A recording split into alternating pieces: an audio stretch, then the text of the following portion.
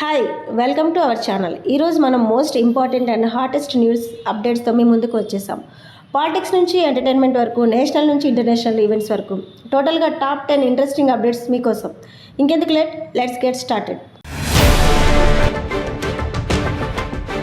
హైదరాబాద్లోని తెలంగాణ జాగృతి కార్యాలయంలో కవిత press meet పెట్టారు. భారత రాష్ట్ర సమితి ప్రాథమిక సభ్యత్వానికి ఎమ్మెల్సీ పదవికి రాజీనామా చేస్తున్నట్లు ఈ సందర్భంగా ఆమె ప్రకటించారు. తాను ఏ పార్టీలో చేరడం లేదని ఆమె క్లారిటీ ఇచ్చారు. మాజీ మంత్రి బీఆర్ఎస్ ఎమ్మెల్యే హరీష్ రావుపై మండిపడ్డారు కవిత.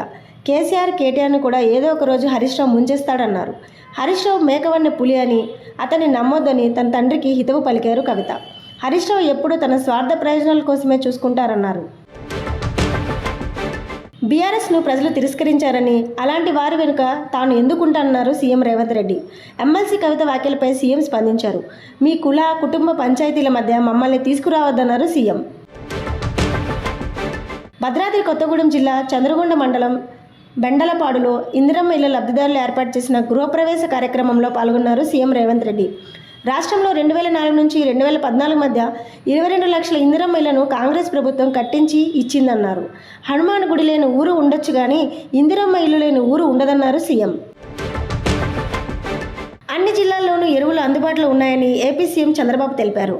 కొందరు కావాలనే యూరియాను దారి మళ్లిస్తున్నారని ఆయన మండిపడ్డారు.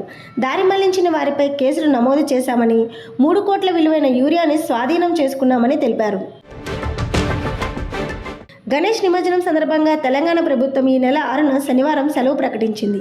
హైదరాబాద్, రంగారెడ్డి, మేడ్చల్ జిల్లాల్లో సెలవు ఇస్తున్నట్లు తెలిపింది. అక్టోబర్ 11న రెండో శనివారం పనిదినంగా పరిగణిస్తూ ఉత్తర్వులు జారీ చేసింది. ప్రముఖ సినీ నటులు అక్కినేని నాగార్జున, ఆయన కుమారుడు నాగచైతన్య బుధవారం హైదరాబాద్లోని నాంపల్లి కోర్టుకు హాజరయ్యారు. మంత్రి కొండా సురేఖపై వారు దాఖలు చేసిన పరువు నష్టం దావా కేసులో భాగంగా వారిద్దరూ న్యాయస్థానం ముందు తమ వాంగ్మూలాలను నమోదు చేశారు. ఢిల్లీలోని భారీ వర్షాలు వణికిస్తున్నాయి. యమునా నదికి భారీ వరద నీరు వచ్చి చేరుతుంది. లోతట్టు ప్రాంతాల్లోని ప్రజలను అధికారులు ఖాళీ చేయిస్తున్నారు. ఓల్డ్ రైల్వే బ్రిడ్జ్ మూసివేశారు. లోతట్టు ప్రాంతాలు జలమయమయ్యాయి. భారత్ సుంకాలపై సంచలన వ్యాఖ్యలు చేశారు ట్రంప్. భారత్ తమ సుంకాలతో తమను చంపేస్తుందంటూ ఘాటుగా వ్యాఖ్యానించారు. తమ వస్తువులపై సుంకాలు ఉండవని ఢిల్లీ అంగీకరించిందని చెప్పారు.